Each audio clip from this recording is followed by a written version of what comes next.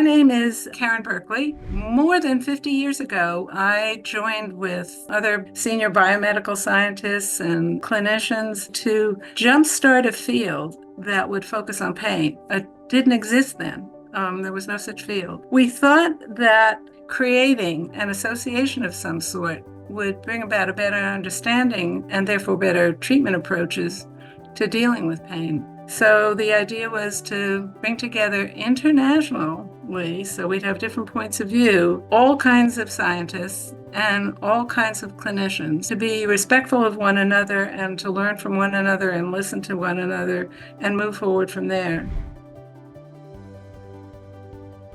So there is an official definition of pain, and every single word in that was debated forever. I think it took a year or two to define pain. And then the idea was to develop collaborations that would end up being translational. That word didn't exist at the time, but the idea was to go from science to the clinic and backwards from the clinic to science, to listen to different viewpoints and learn from each other. The other thing was to see when pain went wrong. It was to encourage holistic approaches and then consider controversies. And as IASP grew, and more people from different countries joined, and we realized that we were all respecting each other. The controversies that we had to deal with were really interesting. So the use of opioids for pain, especially for chronic pain, that was a big thing. I mean, and it still is now, especially with addiction issues and how it is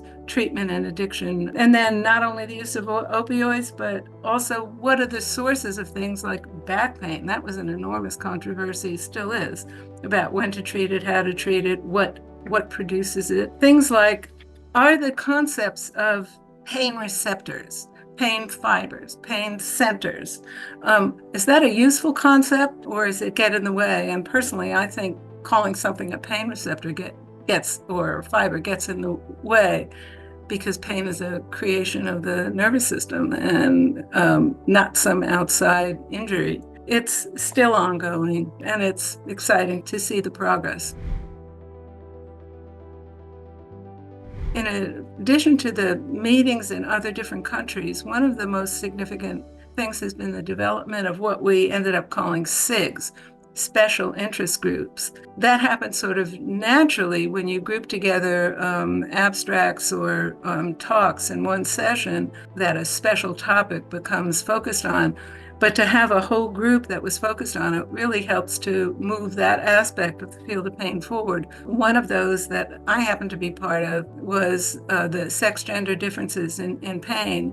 And that has proved really useful and moved things forward in many ways. It's not only just sex-gender, how to define sex and sex-gender differences in pain, but also in the entire biomedical community. It has created change in how we do research and how we evaluate and deliver treatments. That's been really most satisfying. It would not have happened without having all my wonderful colleagues and everybody else in the IASP.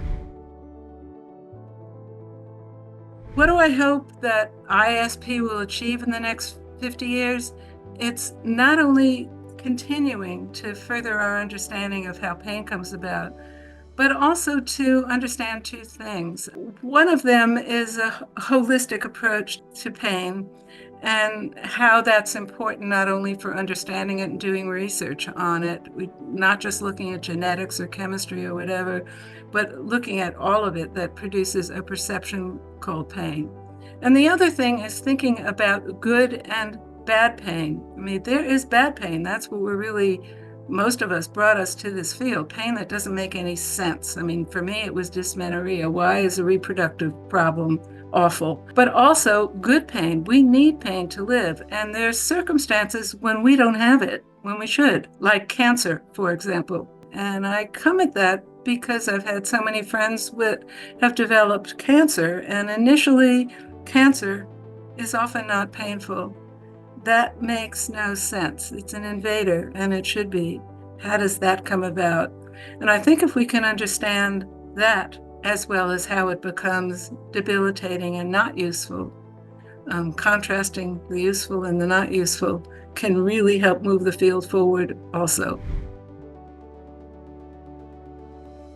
What one message would I give to the next generation of pain researchers?